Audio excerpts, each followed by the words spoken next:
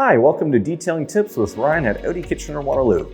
When you're detailing the exterior of your vehicle, it is important to use the correct products to protect your clear coat and maintain your vehicle's sheen.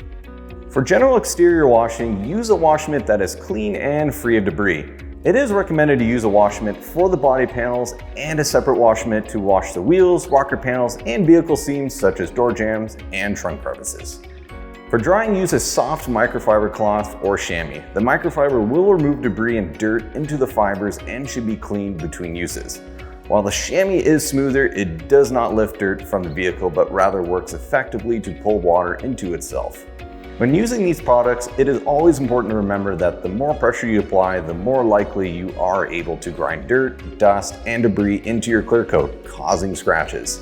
So always use a gentle touch and never use a cloth or mitt without a lubricant such as water, shampoo, wax, or wax-like product. Thanks for listening, and if you'd like your vehicle professionally detailed, speak with your service consultant or book a detailing online at audikw.com.